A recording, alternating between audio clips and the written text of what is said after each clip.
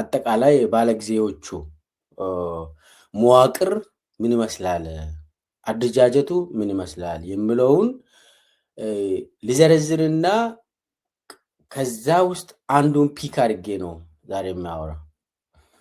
አደረጃጀቱ የአብይ ልክ አብይ ወደ ስልጣን እንደመጣ የኢትዮጵያ ሕዝብ አብይን ቢደግፍም አብይ ያሰበው ህልሙ ሌላ ፋሽስታዊ ህልም ስላለው የህዝብ ድጋፍ ሰስቴነብል አይደለም በሚል የራሱ ማፊያ ቡድን ማደራጀት ጀመረ። ልክ የኢትዮጵያ ህዝብ እየጨፈረ ባለበት ሰዓት 2018 እንደ አውሮፓ አቆጣጠር ህዝብ ሃኒሙን ውስጥ ነበርንኛ። በቃ አለፈልን ኢትዮጵያ፣ ከዚህ በኋላ ወደ አምባገነንነት ወደዛ አይነት ስርዓት አንመለስም ብለን ስንጨፍር ነበር። በዛን ጊዜ ብዙ ኢትዮጵያውያን እንደው አብዛኛው ማለት ኦልሞስት እንደዛ ነበር የታሰበው፣ አልጠረጠርንም። አብይ ግን ማፊያ ቡድን ማደራጀት ጀምሯል።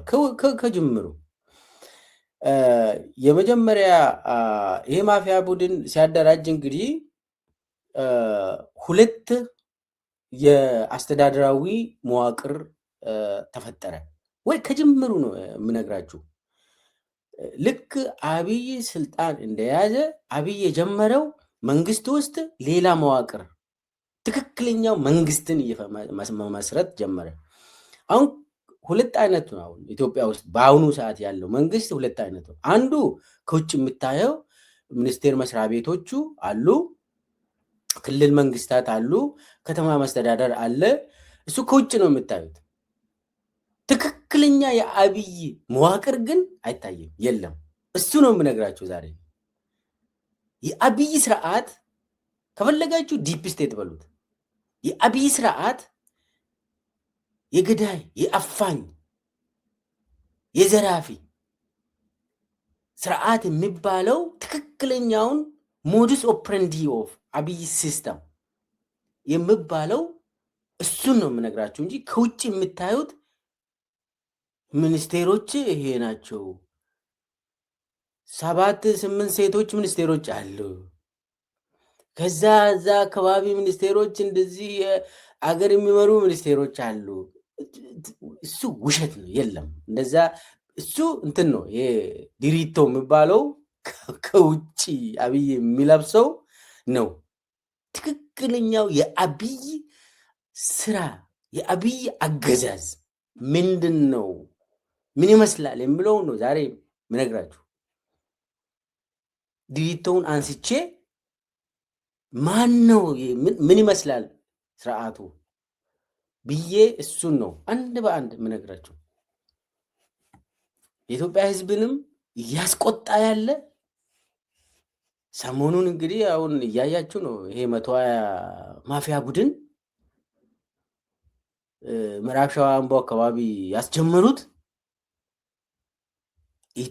አገር ሙሉ ኦሮሚያን ሙሉ ኢትዮጵያን እያዙ ነው። የኦሮሚያ እየወጣ እንዳለ አሁን ሰሞኑ ጃዋር ይዞታል፣ በሚገባ ይዞታል።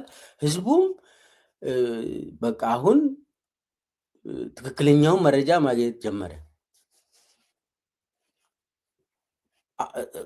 እሱ ነው እንግዲህ ይህንን ፕሮግራም እንዲሰራ ራሱ ያደረገኝ። ስለዚህ አደረጃጀቱ የባለ ጊዜዎቹ አደረጃጀት የባለ ተራ አደረጃጀት ምንድን ነው የሚለውን ሊጀምር። እነኚህ ቡድኖች የቢዝነስና የታጠቀ ቡድን ነው። የታጠቀ ቢዝነስ ኤንድ አርምድ ግሩፕ ናቸው። እነኚህ ቢዝነስ ይሰራሉ፣ ይገላሉ፣ ያፍናሉ፣ ያሰቃያሉ። ዋናው ዓላማው አብይን ስልጣን ላይ ለመጠበቅ። ይህን አብይን ስልጣን ላይ እስከ ጠበቅ ድረስ ትገላለህ፣ ትዘርፋለህ፣ ታሰቃያለህ፣ ታጠፋለህ፣ የፈለግከውን ነገር ታደርጋለህ፣ አትነካም። ዋናው ዓላማ እችን ያዝና ይላል አብይ፣ አብይን ቤተመንግስት ውስጥ ማምለክ የግድላል። ከዛ በኋላ ከዛ ውጪ የፈለግከውን ታደርጋለህ። ለዛ የተዘጋጁ መዋቅሮች መዓት የማፊያ መዋቅሮች አሉ። የማይነኩ አይነኬ ማፊያ ቡድኖች አሉ። ከዛ ውስጥ 120ን ልጀምር፣ ህዝብ በደንብ እንዲረዳ ስለምፈልግ 120 አምቦ አካባቢ ነው ያስጀመሩት። ከዛ ያሰፉ ወደ ምዕራብ ሸዋ ሙሉ ያዙ። ከዛ አዲስ አበባ ዙሪያንም ያዙ። ከዛ ኦሮሚያ ሙሉ በሙሉ ተሰራጨ። ይሄ አምቦ ላይ የተጀመረው 150 ኪሎ ሜትር ራዲየስ ላይ የተጀመረው የማፊያ እና የዝርፊያ የግድያ ስኳድ ይሄ ተሞክሮው መላ ኦሮሚያ ላይ አዳረሱት። አንዱ 120 ነው ልዘርዝርና በኋላ መጣበታለሁ። 120 ቡድን ነው። ከዛ መከላከያ ውስጥ ንዑስ ንጉሶች ተፈጥሮ የሚያፍኑት የሚዘርፉት የእነሱም ቢዝነስ ግሩፕ ናቸው። 120 ቡድን ውስጥ ደግሞ በጣም አይነኬዎች የሚባሉ 1-5 ቡድኖች አሉ። አሁን ከውጭ ሰው መከላከያን ሲያይ ይሁን የመከላከያ ሰራዊት በቃ አንድ ይመስላቸዋል። ነገሩ እንደዛ አይደለም። መከላከያ ቡድን ንዑስ ንጉሶች ተፈጥሮ ኪንግደም አላቸው። አይነኩም፣ እርስ በራሳቸውም አይነካኩም። አብይ ሆን ብሎ እንደዚህ አድርጎ የፈጠረው መከላከያ ቡድን እኮ እዛው ራሱ እንዳግባባ ይፈልጋል አብይ። የመከላከያ ቡድን እና እዛ በተለይ አዲስ አበባ ላይ የሚታየው ንጉስ ኪንግደም ሆኖ ተከፋፍለው ለአብይ ብሎ ይገላሉ፣ ለራሳቸው ደግሞ ይዘርፋሉ። ይሄ ቡድን የመከላከያ ውስጥ ያለው ዋናው ቤተመንግስቱና ወደ ቤተመንግስት የሚቀርብ ዋናው የቢዝነስና የግድያ ቡድን ሆኖ የሚያገለግለው ሪፐብሊካን ጋርድ ነው። ሪፐብሊካን ጋርድ በጣም ለአብይ የሚቀርብ ነው። ከቤተ መንግስት ነው የሚመራ። ቶፊቅ መደድ ነበር እሱን የሚመራ። አሁን አዲስ አበባን ተረክቧል ቶፊቅ መደድ። ያው ሪፐብሊካን ጋርድንም በዛው አብይን ያግዛል። ያ አዲሱ ሰው የቶፊቅ ቦታ የተመደበ ሰው እስከሚለምደው ያው ቶፊቅ ራሱ ነው ያንን የሪፐብሊካን ጋርድ አዛዦች አሉ። እነሱም ስራ ይሰራሉ፣ ይዘርፋሉ፣ ያዘርፋሉ፣ ያስገድላሉ። ነገር ግን ቶፊቅ አሁንም ቀጥሏል በሪፐብሊካን ጋርድ እና አሁን አዲስ አበባን ይዟል። የአዲስ አበባ ፖሊስ ምናምን ብሎ አንዱ እሱ ነው። ሌላው ንጉስ የማፊያ ቡድን የራሱን የቢዝነስ ኤምፓየር ፈጥሮ ሰውን የሚገሉ የሚያፍኑ የብርሃኑ ጁላ ቡድን ነው። የብርሃኑ ጁላ ባለፈው ሽርሽር አዲስ የሚል እና የተለያዩ ቡድን ቢዝነስ ኤምፓየር ብዬ አቅርቤ ያለው እሱ አንድ ማን ነበር በረከት ባይሳ የሚባል የሚመራው የብርሃኑ ጁላ እና ብዙ የመከላከያ ውስጥ ያሉ የብርሃኑ ጁላ ኪንግደም ስር ያሉ ቢዝነስ ራን የሚያደርጉ ቡድኖች በረከትን አስቀምጠው ቢዝነስ ያሰራሉ። የፈለጉ ሰውን አፍኖ ቶርቸር ያደርጋሉ፣ ይገላሉ፣ ገንዘብ የፈለገውን እንትን ያደርጋሉ። ማንም ሰው አይነካቸው። ፍርድ፣ ፖሊስ ምናምን አይነካቸው። አንዱ የብርሃኑ ጁላ ነው። በነገራችን ላይ ይሄ በረከት ባይሳ የሚባለው የእነሱን ቢዝነስ ራን የሚያደርገው የመከላከያ ግዢ ሙሉ የሚቆጣጠር እሱ ነው የሚገዛ። የሚዘርፉት በዛ በኩል ነው። በረከት ባይሳ ያገባው የብርሃኑ ጁላ ልጅ ነው እና በዛው ትስስሩ ስር የሰደደ ነው።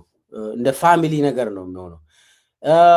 የመከላከያ ውስጥ ሌላ ደግሞ የይልማ መርዳሳ እና አለምሸት እና ሌሎችም አሉበት እዛ አካባቢ አንድ ላይ። እነሱ ደግሞ የራሳቸው ቢዝነስ ኤምፓየር አላቸው።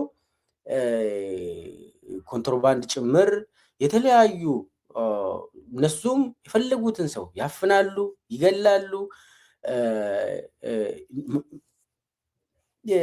እንትኑ ደግሞ የሚገርማችሁ እነኚህ መከላከያ ውስጥ ያሉ ሰዎች ኦሮሚያ ውስጥ ከትውልድ አካባቢያቸው ነው ጋር ነው እንትን ከዛ የሚያደራጁት የትውልድ ቦታቸው የተወለደ በሰፈር አንድ የሆኑ በዛ አይነት ነው።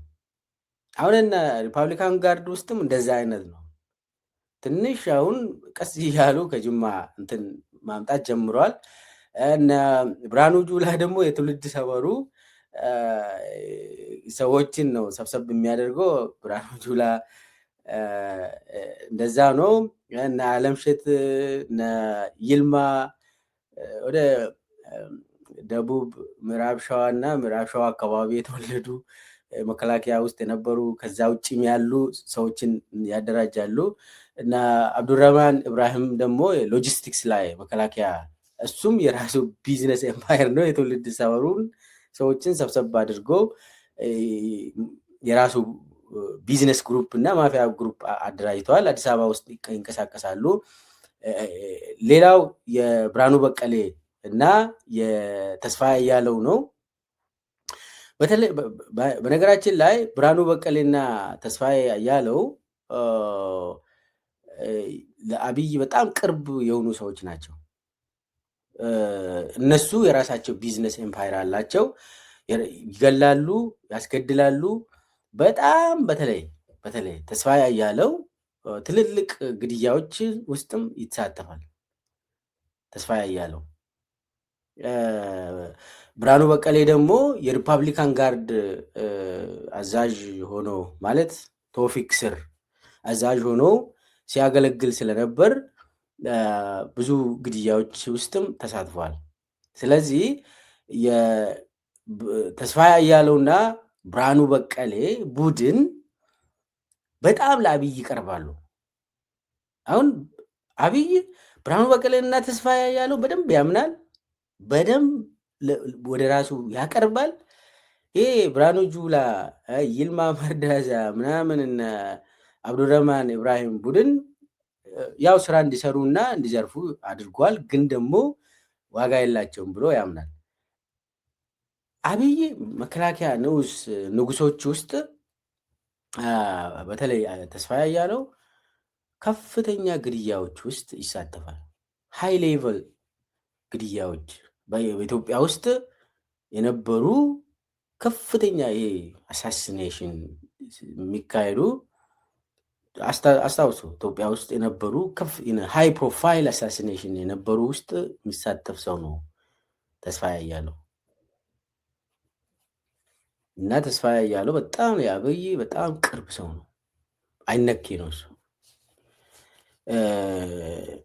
ከዚህም በፊትም አብሮ ስላደጉ ሬዲዮ ኦፕሬተር ሆኖ ሲያገለግሉ የነበሩ ሰዎች ስለሆኑ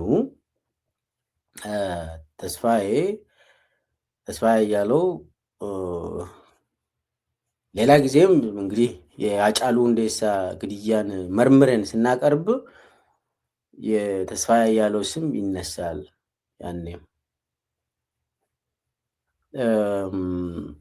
እና የመከላከያ ውስጥ ያሉ ባለጊዜዎች የሚባሉ የፈለገውን ሀብት ይወስዳሉ፣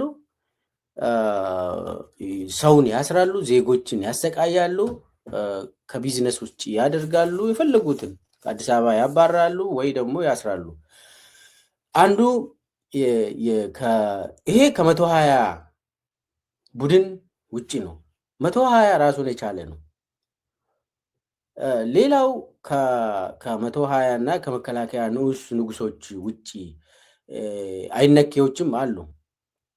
እነሱ ደግሞ ይሄ ሸኔ ፌክ ሸኔ የሚባለው ኦሮሚያ ውስጥ ኦፕሬት የሚያደርጉ አለ፣ አዲስ አበባ ጭምር። እነሱም ቢዝነስ ኤምፓየር አላቸው፣ ፎቅ አላቸው። ቡራዩ ላይ ፎቅ ይሰራሉ፣ አዲስ አበባ ውስጥ ፎቅ ይሰራሉ። ቢዝነስ አላቸው፣ ፌክ ሸኔን ረን የሚያደርጉት። አባቶርቤ የሚባለውንም ረን የሚያደርጉት እነሱም ቢዝነስ ኤምፓየር አላቸው፣ ሰውን የሚያሰቃዩ። ፌክ ፋኖን ኦሮሚያ ውስጥ ረን የሚያደርጉ የተለያዩ አካባቢ ወደ ኦሮሚያ ውስጥ የተለያየ ቦታ አውቆ ፋኖ ኦሮሚያ ውስጥ ገባ ብሎ ፋኖን ፌክ ፋኖን አደራጅተው ራን የሚያደርጉት አዲስ አበባ ውስጥ በጣም ከፍተኛ ቢዝነስ ያላቸው ማፊያ ቡድን አደራጅተው ያንን ይሰራሉ። የተለያዩ ደግሞ በተለያየ አካባቢ እንደዚህ የቪጂላንቴ ግሩፕን ፈጥሮ በተለይ ሰውን አንገት የሚቀላ ማይሆን ነገር የሚያደርጉ ሰዎችን ራን የሚያደርጉ የነ ሲሳይ ቶላ የብሔራዊ ደህንነት ጽሕፈት ቤት አለ። እነሱም ይዘርፋሉ። አሁን ሲሳይ ቶላ እነ ዳንኤል ክብረት የተለያዩ ቪጂላንቴ ግሩፕን ራን ያደርጋሉ። ራሱን የቻለ ነው። እሱ ደግሞ ለምሳሌ አሁን አጣዬ አካባቢ የተከሰተው የምናስታውሰው፣ ደራ አካባቢ የተከሰተውን ነገር የምናስታውሰው በቀጥታ ሲመሩ የነበሩ እነ ዳንኤል ክብረት እነ ሲሳይ ቶላ እነኚህ ቪጂላንቴ ግሩፕ አላቸው እና ብዙ ቦታ ማንሳት ይቻላል። ሰፊ እሱም ራሱን የቻለ ነው። አሁን የመጨረሻ በቃ አደራጅቶ ኦልሞስት ሁሉም ይደራጃል። በቀጥታ ሰው ማሰቃየት ውስጥ እንትን ላይ የሚሳተፍ ይደራጃል። ከዛም መጨረሻ ላይ ደግሞ ጋቸነ ስርና የሚባለውን በህግ ደረጃ አዋቀሩት ኦሮሚያ ላይ። ይሄ ጋቸነ ስርና የሚባለው በኦሮሚያ ምክር ቤት በጨፌ ኦሮሚያ በጸደቀው ህግ ጋቸነ ስርና ማለት የስርዓቱ ጠባቂ ብሎ ያዋቀሩት፣ የስርዓቱ ጠባቂ የአብይ ስርዓት ጠባቂ ብሎ ህግ አውጥተው ኦሮሚያ ላይ ያዋቀሩት ወጣቶችን እዛ ውስጥ አስገብተው እንትን ያደርጋሉ። ይሄ ጋቸነ ስርና ማለት እንግዲህ ህዝባዊ ስርዓት ጠባቂ አድርጎ ለማደራጀት እንደ ባሲጅ የሚባለው የኢራኑ አይአርጂሲ እንደዛ አይነት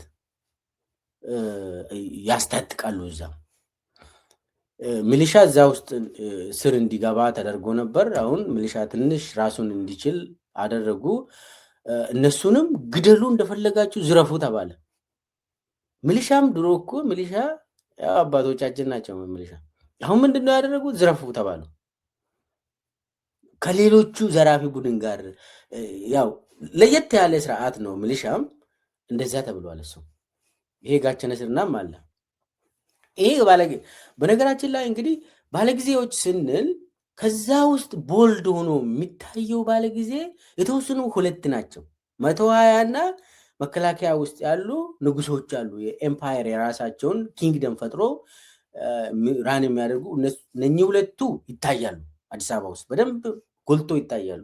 ቢዝነሳቸው ይታያል። አዲስ አበባ ውስጥ እንደፈለጉ የፈነጩ የሚሄዱ እነኚህ 120 እና የመከላከያው ነው የሚታየው። ከዚህ ጋር ተያይዞ ደግሞ ይሄ የታጠቀ ሀብት ያለው ማፊያ ቡድን ጋር የሚሰራ ደግሞ ባለጊዜ ቡድን የዲጂታል አርሚ አለው። የሚዲያ ሰራዊት አለው። አሁን በተለይ የስርቆቱ ማለት ዝርፊያው ላይ ያው ሶሻል ሚዲያን አይጠቀሙ እንደዚህ ዘረፍን አይሉ። ነገር ግን ሲያሰቃዩ የአብይን ተቃዋሚ ነው ብለው ሲገሉ፣ ሲያሰቃዩ፣ ሲገርፉ ቪዲዮ ቀርጾ ለሴንትራል ኮማንድ ይልካሉ፣ ሪፖርት ያደርጋሉ። ይሄ ቡድን ስራውን ደግሞ ሪፖርት ያደርጋል ሲያሰቃይ። ወደ ሴንተሩ ለምሳሌ ኦሮሚያ ውስጥ የሚንቀሳቀሱ ሰውን የሚያሰቃዩ፣ ሰውን የሚገርፉ፣ የሚገሉ፣ ረሽነው የሚጥሉ ወደ ሴንትራል ኮማንዱ ወደ ሶሻል ሚዲያ አርሚ ኮማንዱ ለምሳሌ ኦሮሚያ ላይ ሽመልስ ራሱ ነው ኮማንድ የሚያደርገው። ዋትስአፕ ግሩፕ አለ ኦሮሚያ ላይ። ዋትስአፕ ግሩፑ የዋና የቡድኖቹ እንደየከተሞቹ ይለያያሉ፣ ስም ይሰጣል።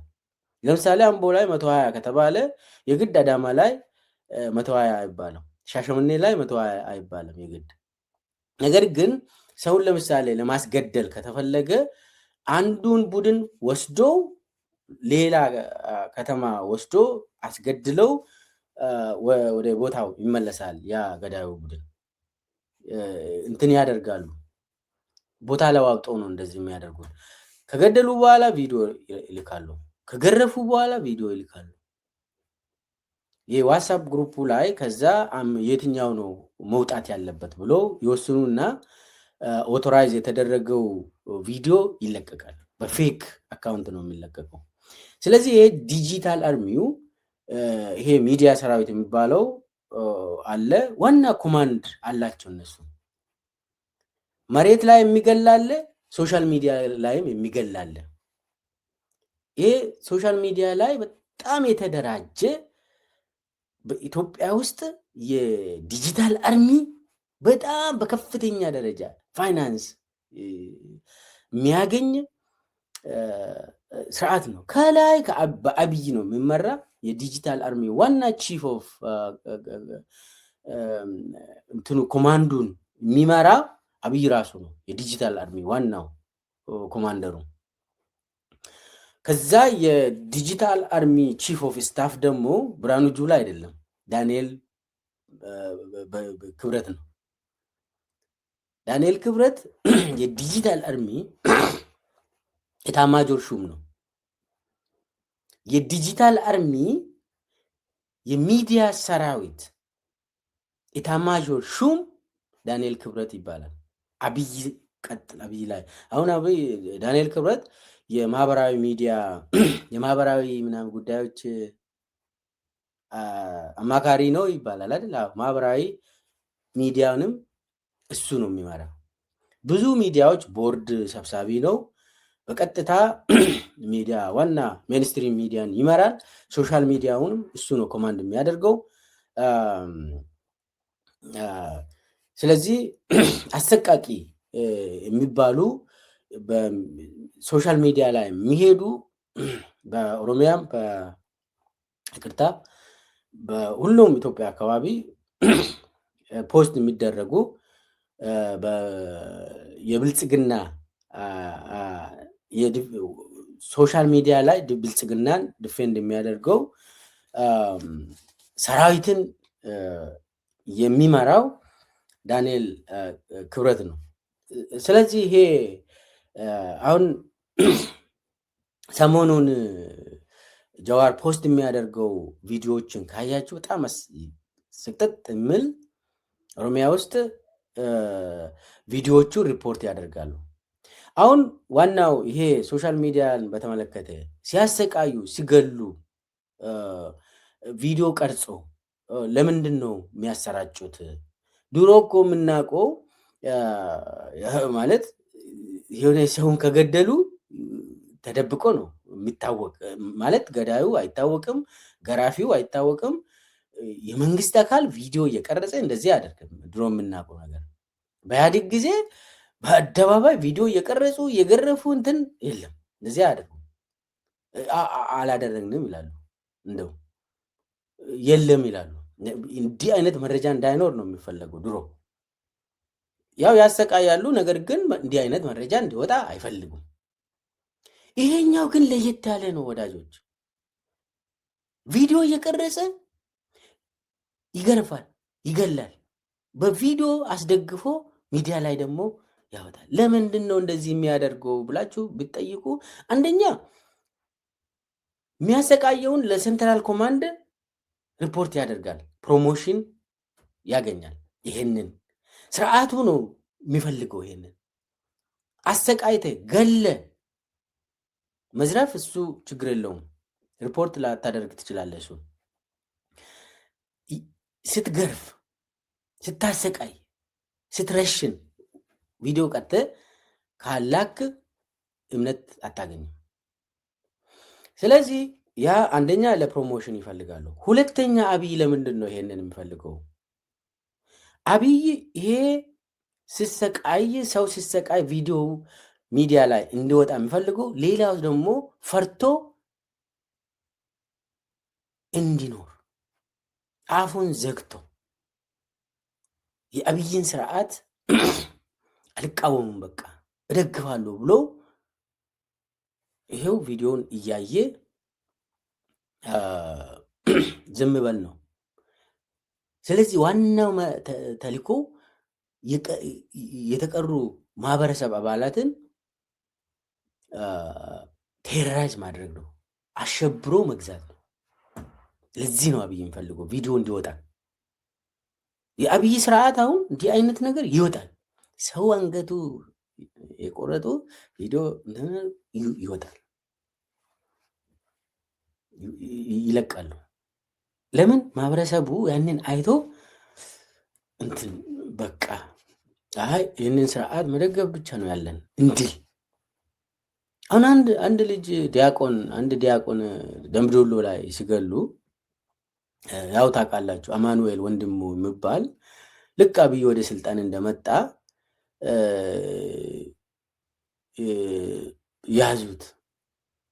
ያዙትና ልጁ የሚያውቀው ታሪክ የለም፣ ዲያቆን ነው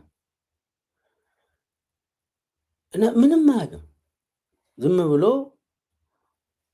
ወስነው በኮሚቴ ወስነው እሱ የሌለውን ሽጉጥ ሰጥቶ እየገረፉ አደባባይ ላይ ወደ ደምቢዶሎ አደባባይ ወሰዱት። ምንድን ነው የሚያስብሉት? ልጁን እኔን አይታችሁ ተምሩ፣ ይኸው ልገደል ነው፣ እኔን አይታችሁ የእነ መንግስት እንዳትቃወሙ በል ይሉታል። ደግሞ ከኋላ እየገረፉት እየመቱ በል ድምፅን ከፍ አድርገህ እኔን አይታችሁ ተምሩ፣ ከኔ ተማሩ በል ይላል።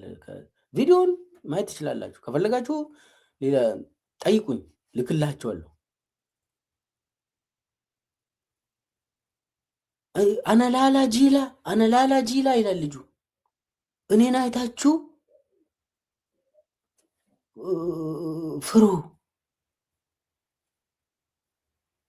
እኔን አይታችሁ እንን መንግስት አትቃወሙ፣ ከኔ መማር አለባችሁ እያለ ልጁ እንድናገር ከኋላ እየመቱት በል እንግዲህ ድምፅ አይሰማም ከፍ አድርግና በል እየተባለ አደባባይ ላይ ወሰዱትና አደባባይ ላይ ረሸኑት ልጁን፣ ህዝቡን ሰብስበው። ዋናው መልእክቱ ያንን ቪዲዮ ደግሞ ይቀርጻሉ። ራሳቸው ቪዲዮን እየቀረጹ ከዛ ሶሻል ሚዲያ ላይ ይለቃሉ። ሰው ደግሞ ያንን አይቶ ይረበሻል፣ ሰው ይፈራል። ሰው እንግዲህ እነሱ አስተሳሰብ ይህንን ካየ ሰው ፈርቶ ለጥ ብሎ ይገዛል የሚል ተልዕኮ ያለው ነው አብይ። ለዚህ ነው እነኚህ ቪዲዮዎች ሚዲያ ላይ እንዲወጣ የሚፈልገው። አንዱ ለፕሮሞሽን፣ ሌላው ደግሞ ህዝቡ ይህንን አይቶ ፈርቶ ለጥ ብሎ እንዲገዛ ነው። ለዚህ ነው ዳንኤል ክብረት ጨካኝ ሰው የሚዲያ ሰራዊት የዲጂታል አርሚ ኤታማዦር ሹም ሆኖ የተመደበው። ስለዚህ ይሄኛው የሚዲያ እንትኑ የባለ ጊዜዎቹ እርከን ነው፣ በጣም ወሳኝ ነው። አብይ የሚያየው? ይህንን ከፈለጋችሁ የሚዲያ ሰራዊት መዋቅሩን ሌላ ጊዜ እመጣበታለሁ ከፈለጋችሁ። እና ይህንን ያነሳሁት እነኚህ ማፊያ ሰውን የሚገሉ የሚዘርፉ ቡድኖች በተለይ ደግሞ የገዳይ ቡድን፣ የገራፊ ቡድን፣ አሰቃይ ቡድን እና የሚዲያ አብሮ ነው የሚሰሩት። አብሮ እንዲሰሩ ለምሳሌ ለሁሉም ከተማ ላይ የሚንቀሳቀሱ 120 እና ሌሎቹ አደረጃጀቶች ሚዲያ ክንፍ አላቸው። ሚዲያ ክንፍ አላቸው። አንደኛው ወደ ላይ ሪፖርት ያደርጋሉ። ከዛ አፕሩቭ የተደረገውን ደግሞ የሚለቁ የሚዲያ ሰራዊት ዲጂታል አርሚ የፋርሴ ቡላ የሚባለው ማለት ነው አለ እንትን ያደርጋሉ። አሁን ከባለ ጊዜዎቹ አሁንም እኔ ሲሪየስ አድርጌ የሚወስድ መናገር የሚፈልገው 120 እና መከላከያ አካባቢ የነበሩትን ጎላ አድርጌ ነው ያቀረቡት። ሌሎቹ ደግሞ ቀጥሎ ያሉ የባለ ጊዜ እርከን አለ። የባለ ጊዜ እርከን ውስጥ የተካተቱ ደግሞ የተገዙ ሰዎች አሉ። ገንዘብ እንዲያገኙ እና አይዘር መንግስትን የሚደግፉ ዝም ብሎ እንትን ወደ ግድያ አይሄዱም፣ ግን ደግሞ የመንግስት ደጋፊ የሚሆኑ ገንዘብ ስለወሰዱ የተገዙ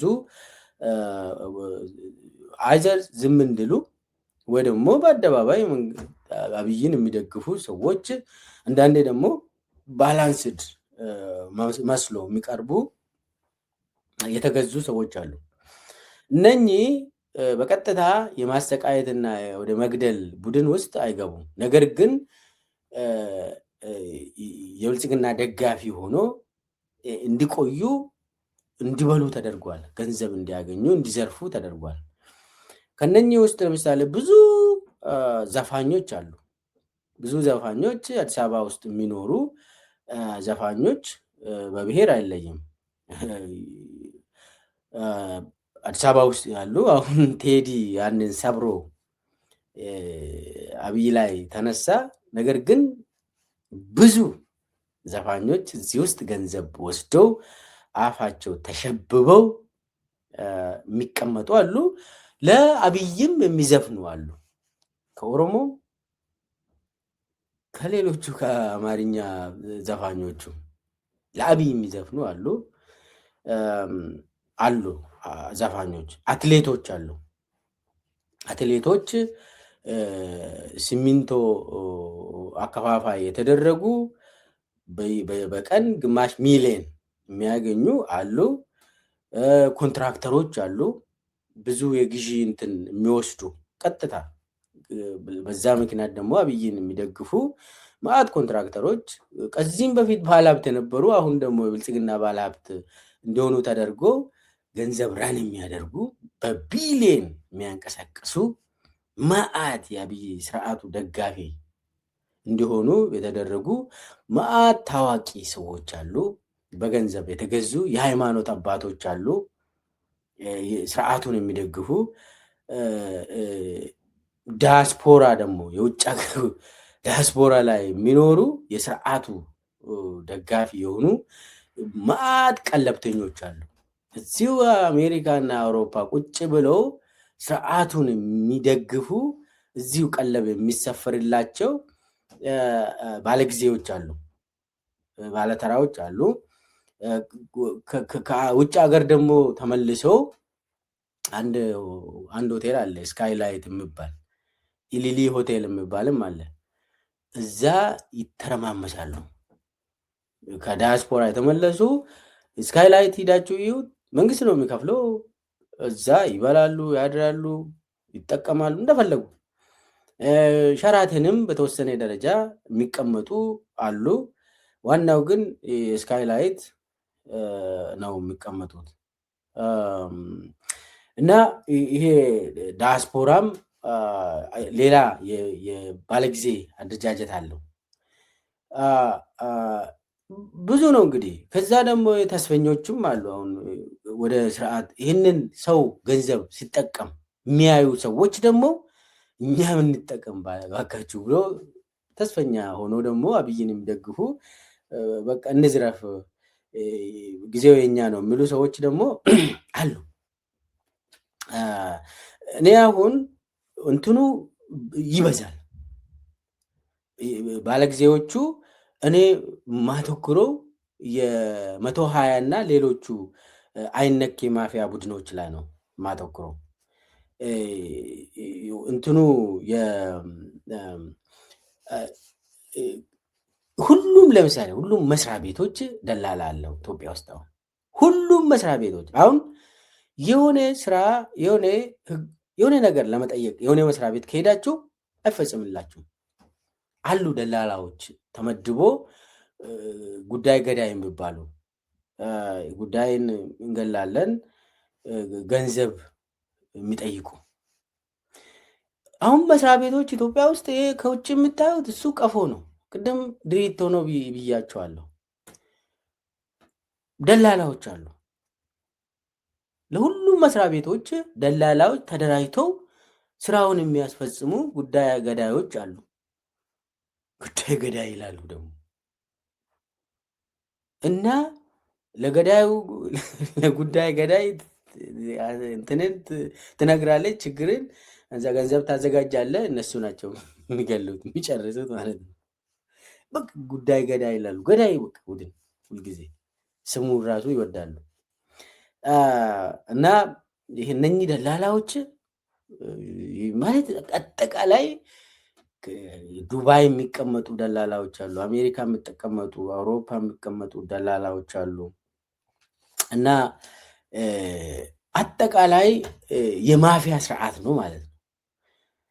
ስለዚህ አሁን ከመከላከያ ውስጥ አሁን የትኛው ነው ቅድሚያ የሚሰጠው ካላችሁ አሁን የተስፋዬ አያሌውና የብርሃኑ በቀለ ያው ምዕራብ ሰሜን አማራ ክልል ወደ ጎንደር አካባቢ እሱ ነው አሁን የሚመራ። ባህር ዳር ላይም እሱ ነው የሚመራ ብርሃኑ በቀለ። ሁለቱ በጣም ለአብይ ቅርብ የሆኑ ሰዎች ናቸው። በመዋቅር ደግሞ ሪፐብሊካን ጋርድ የራሱ ታርጋ አለው ከመከላከያ የተለየ። ስለዚህ ሪፐብሊካን ጋርድ ታርጋ የያዘ መኪና ይዘ የምትሄድ ከሆነ አትጠየቅም። በቃ ፈርስት ኔሽን በቃ ማንም ሰው እንትን አያደርግም አይነካም። እና ከሪፐብሊካን ጋርድ ደግሞ ከመከላከያ ውስጥ መከላከያ ኢንቴሊጀንስን ያምናል። የመከላከያ ኢንቴሊጀንስ እና ሪፐብሊካን ጋርድ አብሮ ነው የሚሰሩት። አዲስ አበባ ውስጥ አብሮ ነው የሚዘርፉት፣ አብሮ ነው የሚገሉት፣ ይተዋወቃሉ። እና ከዛ ቀጥሎ አሁን በደንብ የሚታየውስ የመጨረሻ አዲስ አበባ ውስጥ ጎላ ብሎ ደግሞ የሚታየው ይሄ 120 ነው። 120 ቢያንስ የመከላከያዎቹ እንደዚህ ናይት ክለብ ላይ አይታዩም። ብዙ ግን ይጠጣሉ፣ ከፈለጉ ሰውን ይገላሉ፣ ይዘርፋሉ። ግን ደግሞ 120 በጣም የታወቀ ነው አዲስ አበባ ውስጥ የ120 ቡድን 120 ቡድን አሁን ብዙ ናይት ክለብ ብትሄዱ መገለጫቸው ምንድን ነው? ገንዘብ እንደዚህ ነው የሚያርከፈክፉት። ዳንስ ላይ ያሉ ለሴቶች ምናምን እስከ 50,000 100,000 አናታቸው ላይ እንደዚህ እንትን ያደርጋሉ። ባለ 200 ኖት ብር የአብይ ኖት አናታቸው ላይ እንደዚህ ይበትናሉ እስከ 100,000። ያው 100,000 ምን ትገዛለች? አሁን ደግሞ ይህንን እኔ በደንብ አውቃለሁ። እንደዚህ የሚያደርጉ ሰዎች ሰው ያውቃል ባለጊዜዎች እንደሆኑ፣ የ120 ድርጅት ቡድኖች አባል እንደሆኑ አዲስ አበባ ላይ ለቡ ሂዱ፣ ቦሌ ሂዱ፣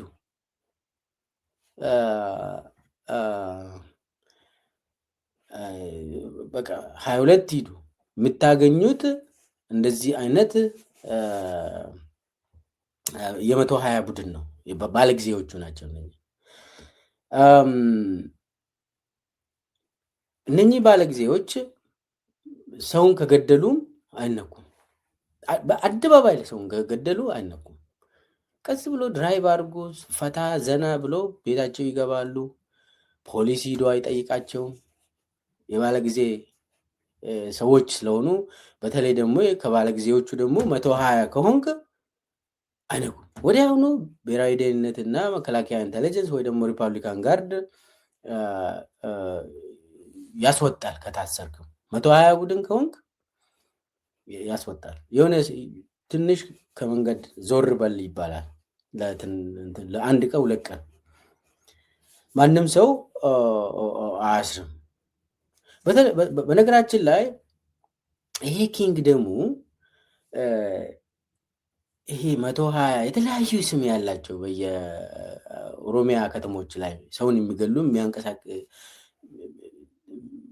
የሚንቀሳቀሱ አዲስ አበባ ውስጥ የሚንቀሳቀሱ የተለያዩ ቡድኖች አንዳንዶች አይታወቁም። አንዳንድ ማለት አንድ ቡድን አለ፣ ሌላ ቡድን አለ። አንዳንድ ጊዜ ክላሽ ያደርጉና ቶሎ ይቆማሉ። የኔ ግዛት ውስጥ ገባ ብለው ይነጋገሩና ይከባበራሉ። የተለያዩ ኪንግደሞች ስለሆኑ ነው። እና ይሄ እነኚህ ንዑስ ንጉሶች ነቢይ በየቦታ ሰውን የሚያሰቃዩ፣ ሰውን የሚዘርፉ፣ የሚገሉ፣ ስርዓቱን የሚጠብቁ ይህንን አብይ የፈለጋችሁትን ነገር አድርጉ፣ እንዳሻችሁት ነገር አድርጉ፣ ግደሉ፣ ዝረፉ፣ አሰቃዩ፣ ግን እኔን ወንበር ላይ ጠብቁኝ ነው። እኔም ቤተ መንግስት ውስጥ ጠብቁኝ ነው። አሁን አንዳንድ የባለጊዜዎቹ አባላት በተለይ ከ120 ጋር የሚሰሩ ባለጊዜዎች በቴሌቪዥን ላይ ወጡ እኔ በቤተ መንግስት አካባቢ ሲያልፍ እዚህ ቤተ መንግስት ውስጥ ያለ የኔ ጌታ ነው እሳለማለሁ፣ አንተ እዚህ ውስጥ ስላለ ነው እኔ ደረቴን ነፍቼ የሚዘርፉ ማለት የሚዘርፉ አይሉም። አንተ እዚህ ቤተ መንግስት ውስጥ ስላለ ነው ደረቴን ነፍቼ ነኝ እንደዚህ የምናገረው ብሎ ቴሌቪዥን ላይ ያወራሉ። አንድ ልጅ አለ፣ የአምቦ ልጅ ነው። ሌላ ከዲያስፖራ የተመለሰ የስርዓቱ ደጋፊ ባለጊዜ አለ። ከአሜሪካ የተመለሰ ከሰሜን አሜሪካ የተመለሰ አንድ ባለጊዜ አለ አዲስ አበባ ውስጥ እና አንድ የአምቦ ልጅ ባለጊዜ አለ አዲስ አበባ ውስጥ። እሱም ሌሎች ሁለቱም ተገናኙና አንዱ አንዱን ኢንተርቪው ያደርጋል። ያ ባለጊዜ የአምቦ ልጅ ምን ይላል? እኔ እኮ ሰው ቤተክርስቲያን ሂዶ ይሳለማል ይጸልያል አይደለ እንደ ያለ። አዎ ይላል። ይሄ እንደ ጋዜጠኛ ነገር ሾው አለው። አዎ ይላል። እኔ የሚሄደው ሲነጋ የኔ ቤተክርስቲያን ቤተመንግስት ነው አለ። ቤተመንግስት ዙሪያ ሂጄ ተሳልሜ ስራዬ ቀኔ ጥሩ ነው የሚሆንልኝ አለ። ምን ይኸውልህ አቢቹ እዚህ ውስጥ ስላለ ነው። አቢቹ ቤተ መንግስቱ ስላለ እኔ ደረቴን ነፍቼ እንቀሳቀሳለሁ። እኔ አንተን እንደ እኔ ጌታ እሳለማለሁ አለ። ይሄ ባለ ጊዜ አንዳንዴ ዘፋኝ ይሆናል፣ አንዳንዴ መዝሙር የጴንጤ መዝሙር ያወጣል። አንዳንድ ናይት ክለብ ደግሞ ገንዘብ የሚበትን ሰው ነው። ባለጊዜው ከባድ ነው እና እነሱ አሁን በ120 ጋር የሚያያዙ ናቸው። ይኸውላችሁ 120 አምቦ ላይ የሚታወቀው ምዕራብ ሸዋ ላይ የሚታወቀው 120 አዲስ አበባ ውስጥ ሲገባ ባለጊዜ ነው። ቁልጭ ብሎ ባለጊዜ ሆኖ ይታያል። ሌላው ደግሞ ማህበረሰቡ እነሱን ሲያይ ወይኔ ኦሮሞ እኮ ባለጊዜ ሆነ እኮ ይላል። እነኚህ ኦሮሞን እያሰቃዩ ኦሮሞን እየገደሉ ኦሮሚያ ውስጥ እያንበረከኩ መዓት ሰውን ጨርሰው በየከተሞቹ ሰው የተረሸነው ባለፉት 7-8 ዓመታት ያልተቆጠረ ኦሮሞ ስቃይ ውስጥ አስገብቶ አዲስ አበባ ውስጥ ደግሞ ቢዝነስ ይሰራሉ። ባለጊዜ ሲባል ሌላው ማህበረሰብ ሌላው ኦሮሞ ያልሆነ ኦሮሞም ጭምር ባለጊዜ አያችሁ ኦሮሞ ባለጊዜ ነው ይላል። እነኚህ ጸረ ኦሮሞ የሆኑ ሰዎች የኦሮሞን ስም ይጠቀማሉ። ወደ አዲስ አበባ ሲገቡ ደግሞ አምቦ ላይ ሲያሰቃዩ የከረሙ ቡራዩ ላይ ሲያሰቃዩ ሲገሉ ሲረሽኑ የነበሩ ሰዎች አዲስ አበባ ውስጥ ደግሞ ቢዝነስ ግሩፕ ይሆናሉ። እዛ አብይን ደግሞ እናመልካለን ይላሉ። አብቹን እናመልካለን ይላሉ። ቤተ መንግስት ቤተ ክህነት ነች ይላሉ። ቤተ ክርስቲያን ናት ይላሉ።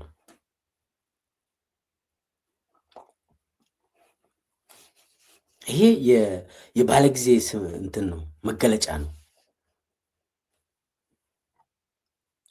ለአብይን የሚቃወም ሰው ማንኛውንም ያጠፋሉ። ነኝ ወደ ማንኛውም ሰው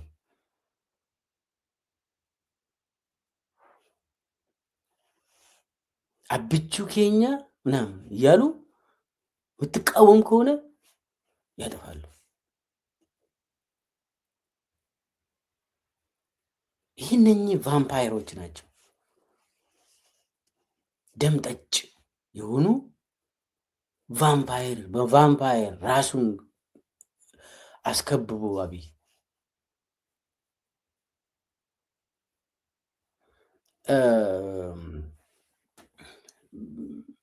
እንግዲህ አሁን አብይ ብሉና እኔን ጠብቁኝ ነው፣ ግደሉና እኔን ጠብቁኝ ነው ዋናው ስምምነታቸው። አይነኬ ቡድኖች ናቸው እነኚህ እና ብዙ ቅድም ባለጊዜዎቹ ብዙ ናቸው። ቢዝነስ ግሩፖች አሉ። እኔ አሁን ዛሬ ቢዝነስና ትጥቅን የታጠቀ ህቡ አደረጃጀት እሱን ነው እየነገርኳቸው ያለሁት። በተለይ ደግሞ 120 የሚባለውን እና የመከላከያ ራሱ ትንሽ ነካ ነካ አድርጌ ያለው ብዙም ዲቴል አልገባሁበትም። እና ይሄ አጠቃላይ የመዋቅሩ ብዛት ውስብስብነት ኮምፕሌክስ የሆነ አደረጃጀት አለ። ከዚያ ውስጥ የተወሰኑ ጎላ ብሎ የሚታዩ አሉ። ቢዝነስ እየሰሩ ባለጊዜ ናቸው እነኚህ እና በጣም ሰፋ ያለ ቱ መኒ ቱ ሜንሽን ኦል ኦፍ ዘም ይበዛሉ ማለት ነው። ከዛ ወደ የሀብት ምንጫቸው ሊሄድ የሀብት ምንጫቸው ምንድን ነው? ይህነኚህ ቡድን በተለይ 120 ቡድን አዲስ አበባ ላይ 120 ቡድን የመከላከያ የተለያዩ የደህንነቶችም ቅድም የዘረዘርኳቸው የአይነኬ ቡድኖች የሀብት አሴት ምንጫቸው ምንድን ነው የምለውን ትንሽ ነካ ነካ ላድርግ። እነኚህ እንግዲህ የአብይ ስርዓት ደጋፊዎች የተባለው